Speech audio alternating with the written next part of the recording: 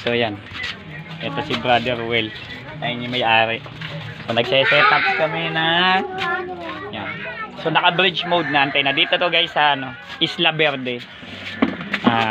Barangay Kapipisa, Tansa Cavite. So additional antenna. So si client kasi is gusto niya mas malakas, mas malayo. Kasi daw dito, pag nakita nyo naman guys, masikip yung area. So dito, pagdating dito, mahina yung signal. Mayroon daw sa taas malakas, pero pagdating daw sa baba, medyo mahina. Ngayon, full bar quality.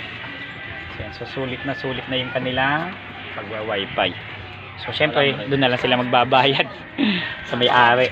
So bali pangalawang antenna niya na to. Yan, so sulit na sulit.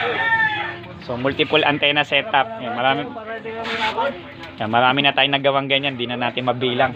Sawang-sawa na tayo sa ganyan. So mamaya po kita-kita po tayo sa Rosario, Cavite, Ligtong 3. Sa shoutout pala kay Sir Freddy Abay. Fernando Escariaga, maraming salamat po. Tsaka kay Fernando Calara, maraming salamat din po ng Sunshine Bill.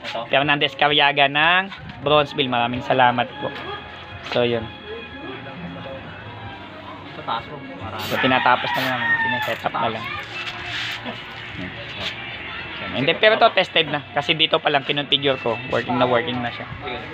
So sulit na. So yun, so mamaya magpapaalam na tayo. So tuwan-tuwa yung mga tao dito, sigurado pwede.